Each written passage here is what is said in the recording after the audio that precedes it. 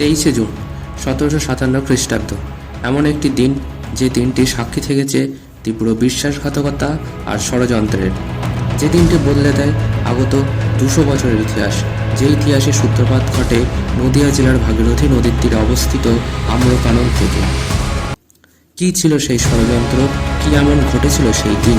কীভাবে বদলে গেল আগত 200 বছরের ইতিহাস? নমস্কার প্রিয় বন্ধুরা, স্বাগত জানাচ্ছি আপনাদের এই চ্যানেলে। আশা করছি আপনারা খাবারের প্লেট বা চায়ের প্লেটটি নিয়ে বসে পড়েছেন। তাহলে আসুন খেতে খেতে শুনুন আর জানুন। সময়টা 1717, যখন British east India company Mughal সম্রাট ফারুকশিয়ারের কাছ থেকে বিনা শুল্কে বাণিজ্য করার অধিকার পায়। সেই সময় বাংলার মসনদে বসে শাসন করছেন মুর্শিদ কুলি খান, সবে সবে বাংলার নবাব হয়েছেন।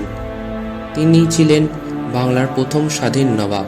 তিনি তার নাতি সরফরাজ খাঁকে পরবর্তী মসনদের অধিকারী হিসেবে ঘোষণা করেন। 1727 খ্রিস্টাব্দে মুর্শিদ কুলি খানের মৃত্যু হলে পূর্বকথা অনুযায়ী তার নাতি সরফরাজ খাঁ মসনদে বসতে যান, কিন্তু তার পিতা অর্থাৎ মুর্শিদ কুলি খানের জামাতা সুজাউদ্দিন নিজে মসনদে বসেন। অবশ্য পরবর্তীকালে সুজাউদ্দিনের মৃত্যুর পূর্বে তিনি তার পুত্র সরফরাজ খাঁকেই উত্তরসূরি ঘোষণা করে যান। 1739 সালে পিতা সুজাউদ্দিনের মৃত্যুর পর মসনদে বসলেন তার পুত্র অর্থাৎ মুর্শিদ কুলি খানের নাতি সরফরাজ খাঁ। কিন্তু তার দুর্ভাগ্য ছিল যে তিনি বেশি দিন এই মসনদে টিকতে পারেননি।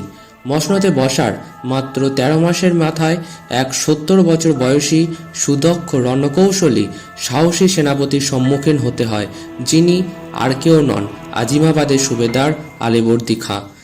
শুরু হয় গিরিয়ার যুদ্ধ। এই যুদ্ধে আলীবর্দী খাঁ সরফরাজ খাঁকে পরাজিত করেন এবং বাংলা, বিহার ও উড়িষ্যা, যার বর্তমান নাম ওড়িশার নবাব হন 1740 খ্রিস্টাব্দে। নবাব আলীবর্দী খাঁ দীর্ঘ 16 বছর বাংলার মসনদে বসে শাসন করেন। তিনি ছিলেন একদিকে সুদক্ষ, রণকুশলী, সাহসী, আর অপরদিকে জ্ঞানী, ধর্মপরায়ণ আর সৎ চরিত্রের অধিকারী। তিনি তার অত্যন্ত স্নেহের নাতি, তার ছোট মেয়ের ছেলে সিরাজ উদ্দৌলাকে পরবর্তী নবাব হিসেবে ঘোষণা করেন, কারণ নবাব আলীবর্দী খাঁর কোনো পুত্র সন্তান ছিল না।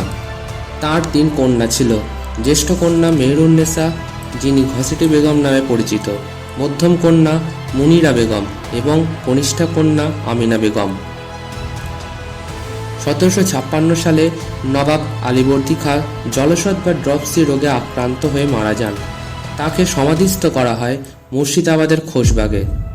দাদুর নির্দেশ অনুযায়ী মসনদে বসলেন নবাব সিরাজ উদ্দৌলা, মাত্র 23 বছরের এক যুবক। মসনদে বসার পর থেকেই তাকে আভ্যন্তরীণ ও বাহ্যিক বিভিন্ন বিদ্বেষ ও প্রতিদ্বন্দ্বিতার মুখোমুখি হতে হয়। একদিকে তার মাসি ঘসেটি বেগম, পূর্ণিয়ার নবাব শৌকত জং, অপরদিকে ব্রিটিশ ইস্ট ইন্ডিয়া কোম্পানি। নবাব সিরাজউদ্দৌলার দাদু আলীবর্দী খাঁ তাকে মসনদের শাসনভারের দায়িত্ব দেওয়ার সময় ইংরেজদের সম্বন্ধে যথেষ্ট সতর্ক করেছিলেন। তিনি তার শাসনকালে ব্রিটিশদের সাথে প্রশাসনিক ও ব্যবসায়িক সম্পর্ক যথেষ্ট সামঞ্জস্যপূর্ণভাবে রেখেছিলেন। সিরাজউদ্দৌলার শাসনভার গ্রহণের সময় থেকেই পারিবারিক ক্ষেত্রে আভ্যন্তরীণ ষড়যন্ত্র মাথাচাড়া দিয়ে উঠতে থাকে, আর অপরদিকে ইংরেজদের আধিপত্য বিস্তারের অদম্য প্রচেষ্টা ক্রমে বাড়তে থাকে। জানা যায়, প্রচলিত রীতি অনুযায়ী ব্রিটিশরা নাকি নবাবকে মসনদে বসার পর কোনো উপহার পাঠাননি, যার ফলে তিনি বেশ কিছুটা ক্ষুব্ধ হয়েছিলেন। তিনি পারিবারিক ষড়যন্ত্র রুখতে মতিঝিল প্রাসাদ দখল করেন এবং মাসি ঘসেটি বেগমকে নিয়ে আসেন নিজের হীরাঝিল প্রাসাদে। এদিকে ইংরেজরা নবাবী নির্দেশ অমান্য করে কলকাতায় ফোর্ট উইলিয়াম দুর্গকে শক্তিশালী করতে লাগলেন। যদি তাদের লক্ষ্য বাণিজ্যই হয়, তাহলে কেন তারা দুর্গ তৈরি করবে? কেনই বা তারা সেটিকে শক্তপোক্ত করবে? এ বিষয় ক্রমে নবাবকে বিচলিত ও উৎকণ্ঠিত করে তুলতে থাকে। তিনি ক্রমে দুর্গে আধিপত্য বিস্তারের দিকে পা বাড়াতে লাগলেন। নবাব ড্রেকের কাছে দুটি শর্ত পাঠালেন: দুর্গ সংস্কার বন্ধ করতে এবং রাজবল্লভের পলাতক পুত্র কৃষ্ণবল্লভকে নবাবের হাতে তুলে দিতে। কিন্তু ড্রেক তা মানলেন না। ফলে ব্রিটিশ সেনা আর নবাবী সেনার মধ্যে শুরু হলো যুদ্ধ, যে যুদ্ধে পরাজিত হলো ব্রিটিশ বাহিনী, আর নবাব সিরাজ দখল করলেন কলকাতা। নাম রাখলেন দাদুর নামে, আলীনগর। যুদ্ধে পরাজিত ব্রিটিশদের মধ্যে তৈরি হয় আতঙ্ক, যা থেকে সৃষ্টি হয় ক্রোধের, যার ফল ভবিষ্যতের অন্ধকারে পরিণত হয়। সিরাজউদ্দৌলা কলকাতা দখলের পর তার নির্দেশে 146 জন সৈন্যকে একটি 18 ফুট লম্বা 14 ফুট 10 ইঞ্চি চওড়া কক্ষে রাতের বেলা বন্ধ করে রাখা হয়। পরের দিন সকালে দেখা যায় বদ্ধ কক্ষে শ্বাসরুদ্ধ হয়ে 123 জন সৈন্য মারা গিয়েছে। ইংরেজ কর্মচারী হলোওয়েল এই ঘটনাকে ব্ল্যাক হোল ট্র্যাজেডি বা অন্ধকূপ হত্যা নামে বর্ণনা দেন।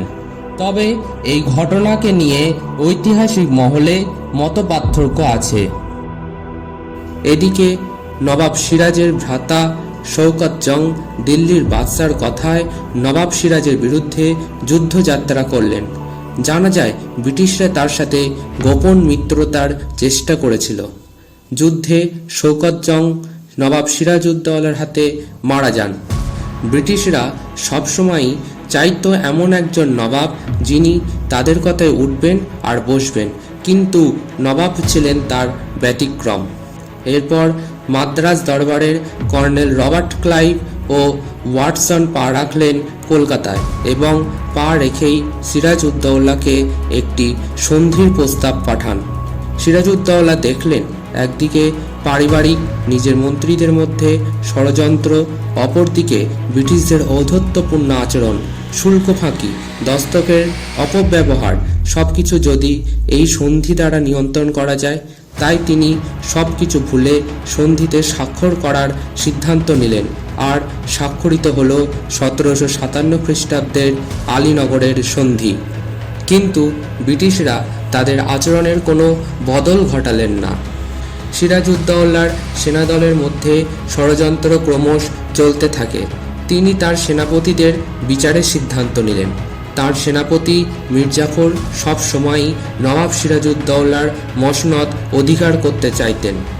নবাবের ঘরের শত্রু বিভীষণেরা অর্থাৎ সেনাপতি রায়দুর্লভ, জগৎ শেঠ, মীর জাফর, ইয়ার লতিফ নবাবের বিচারে কারারুদ্ধ হওয়ার ভয়ে একসাথে মিলিত হন এবং ইয়ার লতিফকে ব্রিটিশ দরবারে পাঠালেন নবাবের বিরুদ্ধে কুমন্ত্রণা দিতে। জানান যে নবাব নাকি পলাশিতে ঘাঁটি বানাচ্ছেন তাদের উপর হামলা চালানোর জন্য। তখন ক্লাইভ নবাবকে বার্তা পাঠালেন। নবাব সেই বার্তা শুনে সেখান থেকে ঘাঁটি সরিয়ে নেওয়ার সিদ্ধান্ত নিলেন। এরই মধ্যে মীর জাফর ক্ষমতা লাভের আশায় ব্রিটিশদের সাথে গোপন সন্ধিতে মিলিত হন এবং সন্ধিতে স্বাক্ষর করার সিদ্ধান্ত নেন। কিন্তু এই গোপন সন্ধির খবর নবাবের কাছে পৌঁছে যায়। নবাব মীর জাফরকে বন্দী করার চিন্তাভাবনা করলেন।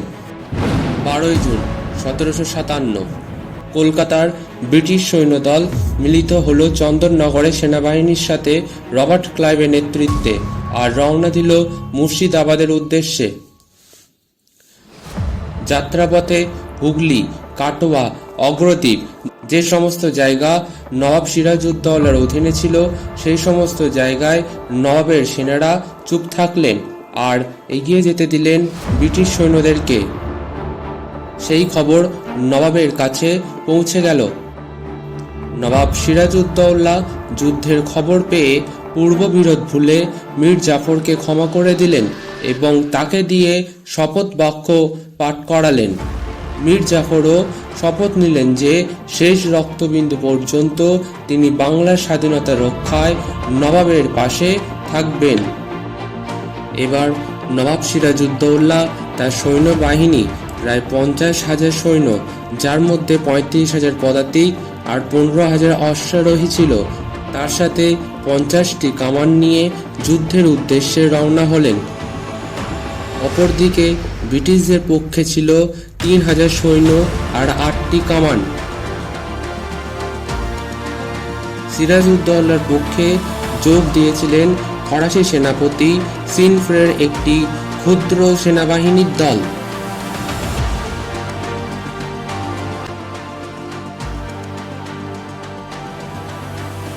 তেইশে জুন মধ্যরাত্রে 1টা নাগাদ রবার্ট ক্লাইভ তার সৈন্যবাহিনী নিয়ে পলাশীর আম্রকাননে উপস্থিত হলেন।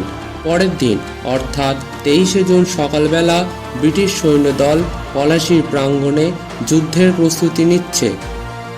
আর সেই সময় নবাব তার বিশাল সৈন্যবাহিনী নিয়ে উপস্থিত হন। সাহসী নবাব সেনা মীর মদন হঠাৎ করেই ব্রিটিশ সেনার উপর আক্রমণ করল। শুরু হলো যুদ্ধ। মীর মদন মোহনলাল বীর বিক্রমে যুদ্ধ চালিয়ে যেতে লাগলেন।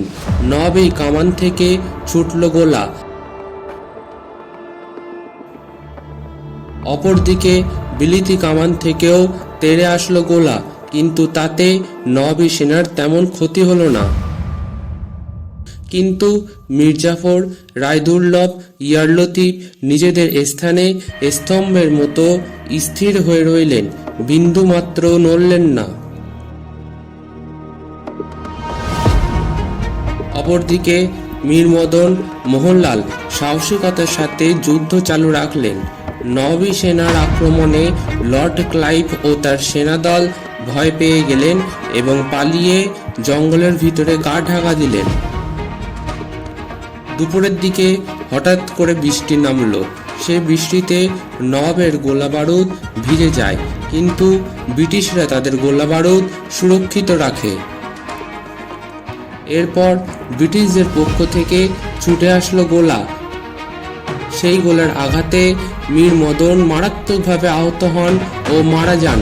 পরপর নবে সিং হাজারি ও বাহাদুর খান এবং গোলন্দাজ বাহিনীর প্রধানও ব্রিটিশ গোলায় আঘাত পেয়ে মারা গেলেন।